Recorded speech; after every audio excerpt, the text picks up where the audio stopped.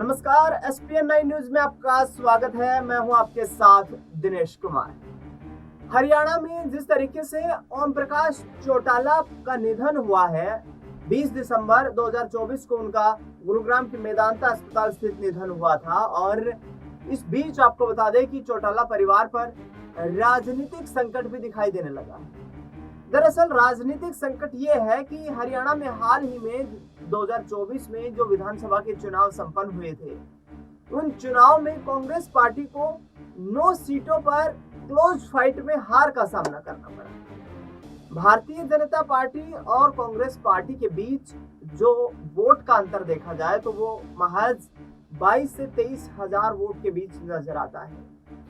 लेकिन इस बीच कांग्रेस पार्टी विपक्ष में बैठी है और भारतीय जनता पार्टी तीसरी बार सरकार बनाने में कामयाबी हासिल करते हुए नजर आई, क्योंकि 48 सीटों पर जीत हासिल की। सिरसा जिले की रानिया विधानसभा सीट समेत तमाम सीटों पर कांग्रेस पार्टी की तरफ से आरोप लगाए गए कि सरकार के दबाव में अधिकारियों ने काम किया है और कांग्रेस पार्टी को जबरदस्ती हराया गया है। अब सिरसा जिले की रानिया विधानसभा सीट इंडियन नेशनल लोकदल के खाते में आ गई, तो वहां पर कांग्रेस पार्टी के प्रत्याशी सर्वमित्र कांबोज ने चुनाव आयोग को शिकायत दर्ज करवा दी, जिसमें उन्होंने 9 बूथों की रिकाउंटिंग करने के लिए कथित तौर पर 4.25 लाख रुपए का भुगतान भी चुनाव आयोग को किया। रिकाउंटिंग की तारीख भी निर्धारित कर दी गई। 9 जनवरी 2025 से 13 जनवरी 2025 के बीच 9 बूथों की रिकाउंटिंग का समय निर्धारित किया गया। लेकिन सर्वमित्र कांबोज का आरोप यह है कि विधानसभा चुनाव में जो वोट ईवीएम मशीन में डले थे, जो स्लिप वीवीपैट में निकली थी, वो डेटा ही गायब है।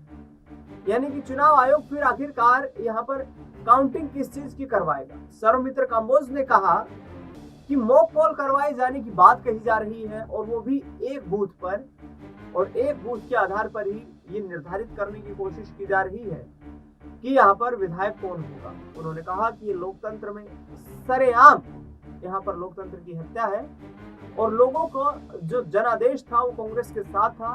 लोगों के जनादेश का ये अपमान। दरअसल रानिया विधानसभा सीट पर इंडियन नेशनल लोकदल ने जीत दर्ज कर ली थी और उसके बाद जिस तरीके से अर्जुन चौटाला विधायक बने तो उनकी विधायकी अब संकट में दिखाई दे रही है।